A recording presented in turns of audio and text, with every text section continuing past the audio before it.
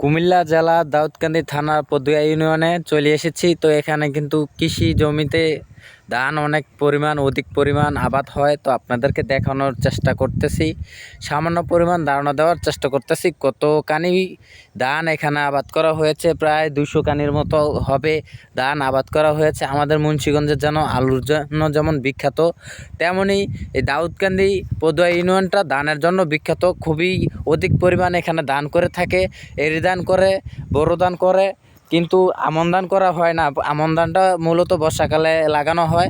আর এখানে বিশেষ করে বোরো ধান, এরি ধান এগুলো বিশেষ করে তারা বেশি লাগিয়ে থাকে। 28 ধান, 28B29 ধান, এই ধরনের ধানগুলো ভালো ভালো জাতের ধানগুলো তারা আবাদ করে থাকে, এখানে তারা চাষ করে থাকে। তো আপনাদেরকে কিন্তু আমি আমার ক্যামেরা যতটুকু আসে ততটুকুই কিন্তু দেখানোর চেষ্টা করেছি। খুবই সুন্দর পরিবেশ, চারিদিকে খালি ধান ক্ষেত আর ধান ক্ষেত। আমি কিন্তু মোটামুটি বিলের একটা কোণায় আছি, তাই আপনাদেরকে কিন্তু দেখানোর চেষ্টা করেছি এখানে বিলের এক কোণা থেকে পুরো চকটা দেখতে কীরকম লাগে। তো এখান দিয়ে কিন্তু দেখা যাচ্ছে না গ্রাম, কোনো কুলকিনারা, কত শতকানি এখান দিয়ে আমি নিজেও জানি না। আপনাদেরকে একটা ধারণা দেওয়ার চেষ্টা করেছি, কম হলেও কমপক্ষে 200 কানি তো হবেই এখানে। তো আপনারা যদি সচক্ষে দেখতে চান এরকম সবুজ গাছালির যে একটা সুঘ্রাণ, সেই ঘ্রাণটা যদি আপনারা নিতে চান অবশ্যই চলে আসবেন এরকম ধানি জমিতে।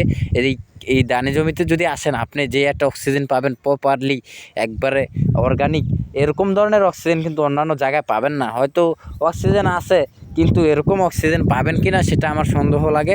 কারণ আপনি যখন সবুজ গাছগাছালির কাছে যাবেন তখন আপনার অক্সিজেন নিতে খুবই ভালো লাগবে। যারা ঢাকা শহরে থাকেন তারা বিশেষ করে বোঝেন যে অক্সিজেনটা কতটা উপকারী। আপনারা তো এই শব্দ দূষণ, গাড়ি দূষণ, এই দূষণ সেই দূষণ, বিভিন্ন দূষণের ভিতরেই থাকেন। তো সেজন্য বলবো একবার হলো আপনারা গ্রাম অঞ্চলে আসবেন। গ্রাম অঞ্চলে আসলে আপনারা গ্রামের ফিলটা পাবেন, গ্রামের যে একটা আনন্দ মজা এটা উপভোগ করতে পারবেন। আমার কাছে খুবই ভালো লাগে। গ্রাম অঞ্চলে আমি চলে আসি প্রায় সময়, সুযোগ পাইলে গ্রামে চলে আসি। আজকে সুযোগ পাইছি, আজকে কিন্তু চলে আসছি এরি ধান খেতে। তো আপনাদেরকেও দেখাইলাম, আমি নিজেও একটু প্রপারলি ভালো একটা অক্সিজেন গ্রহণ করলাম এখানে। আমার খুবই ভালো লাগতেছে। এরি ধানগুলো একটু বড় বড় হয়েছে, আপনাদেরকে দেখানোর চেষ্টা করতেছি। কিছুদিনের মধ্যে কিন্তু এটা নিড়ানো হবে। নিড়ানোর পরেই সারটা দিলেই গাছটা মনে করলেন বড় হয়ে যাবে। তো বড় হলেই বেশি দিন না, দেখতে দেখতে আপনার কয়েক মাসের মধ্যেই ধান কিন্তু আবার কাটাও হবে। আপনাদের কাটার ভিডিও দেখাবো আমি।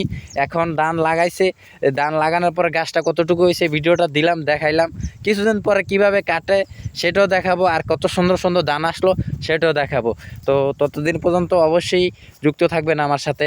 সকলে ভালো থাকবেন, সুস্থ থাকবেন। আল্লাহ হাফেজ।